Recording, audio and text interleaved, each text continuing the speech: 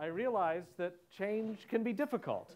And yet, there are times when you really want to embrace something new. And that's part, of course, of why we are here today.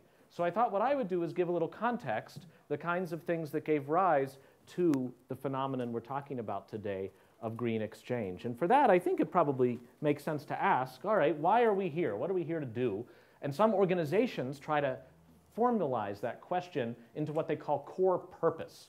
So for example, Cargill has as their core purpose to improve the standard of living around the world. That sounds almost like the World Economic Forum core purpose, right? Committed to improving the state of the world. 3M to solve unsolved problems innovatively.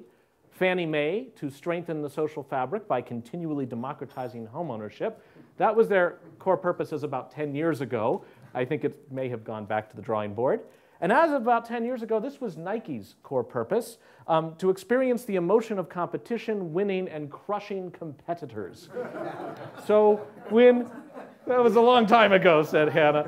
Of course, when Mark makes reference to the lawyers being the kinds of lawyers that are really good at what they do, I think you may see some connection to that former core purpose. This is the first time I've seen it. From what I can tell, it might be the last.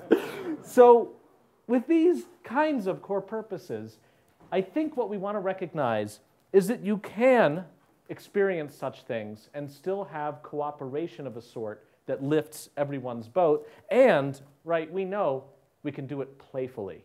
The thing I love about the Nike core purpose of this era is how playful it is. It's not only about play. And of course, Nike is rooted in play and competition and sport, but that itself is playful. And that kind of playfulness has been present from the start with the internet.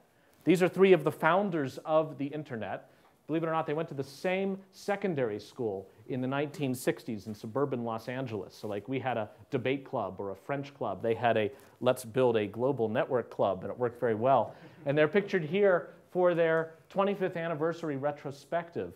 And what I see in a way is the emotion of playfulness in what they're doing, even as they set up for the photo, showing that you can build a network out of just about anything.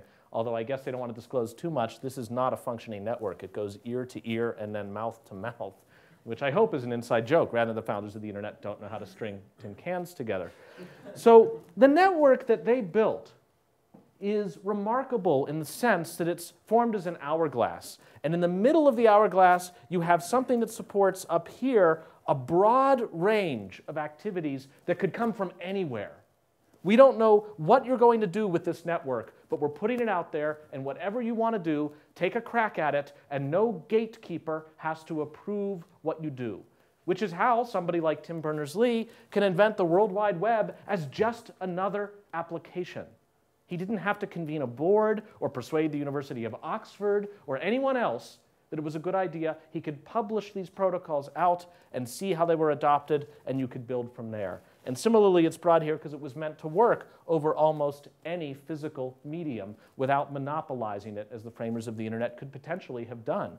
And interestingly, here in the middle, this is why I've actually shared the formal diagram, it says IP. It's not intellectual property. It says Internet Protocol. This is one of the patents that never was. A great idea, eminently remunerative, as we know in hindsight, and something for which every time you send an email, it's not like the framers of the internet get a dime. Pretty incredible way of structuring a network.